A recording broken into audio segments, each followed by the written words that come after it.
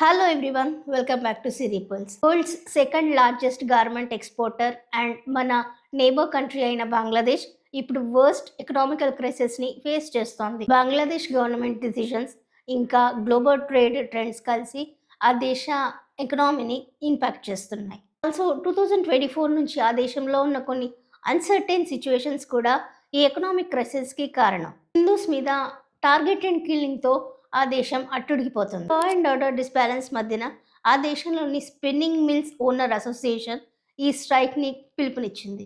ఫిబ్రవరి 1 నుంచి అంటే ఇవాల్టి నుంచి ఆ దేశంలో స్పిన్నింగ్ మిల్స్ ఓనర్ అసోసియేషన్ ఈ స్ట్రైక్నికి పిలుపునిచ్చింది. ఆ దేశ ఎకనామీకి పెద్ద దెబ్బ.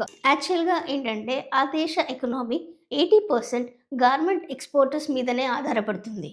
అంటే అపారల్ ఇండస్ట్రీ మీదనే ఆధారం. అపారల్ ఇండస్ట్రీ మీద లక్షలాది మంది ఉపాధి పొందుతున్నారు. ముఖ్యంగా అందులో ఉమెన్స్ ఉన్నారు.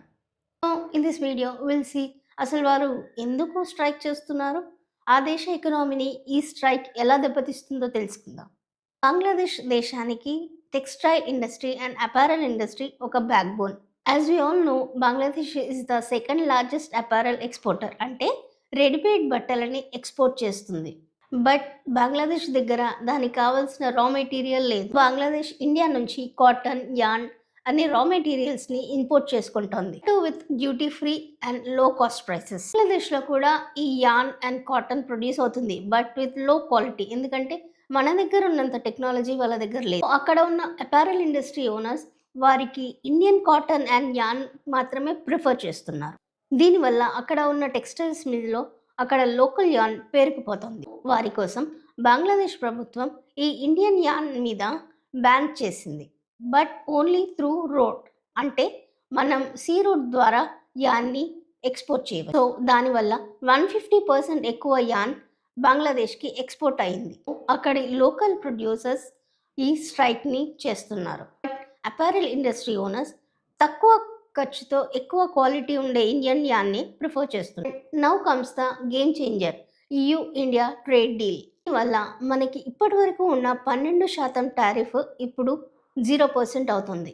సో దీనివల్ల మనం డైరెక్ట్గా 0% టారిఫ్తో EUకి ట్రేడ్ చేయవచ్చు. This more critical to Bangladesh. Also బంగ్లాదేశ్కి ఇప్పటి వరకు ఉన్న డ్యూటీ ఫ్రీ అడ్వాంటేజ్ కూడా టైం వైజ్ డిగ్రీస్ అవుతుంది. అండ్ ఆల్సో ఫుల్ ప్రొడక్షన్ అంతా ఇండియాలోనే జరుగుతుంది. దీనివల్ల బంగ్లాదేశ్లోని స్పిన్నింగ్ మిల్స్ క్లోజ్ అవుతాయి లేదా హాఫ్ కెపాసిటీతో రన్ అవుతాయి. రెవెన్యూ డ్రాప్ అవుతుంది, ఇన్ఫ్లేషన్ పెరుగుతుంది. So Bangladesh has to face deeper crisis in future. ఇప్పటి వరకు బంగ్లాదేశ్ మన నార్త్ ఈస్ట్ స్టేట్స్ని స్వాధీనం చేసుకుంటానని బెదిరించాయి. Now we have to see how they will deal with this economic crisis. So ఈ విషయం మీద మీ ఒపీనియన్ ఏంటో క్లియర్గా కామెంట్ చేయండి. మరెన్నో వీడియోస్ కోసం please subscribe to my channel సిరిపల్స్.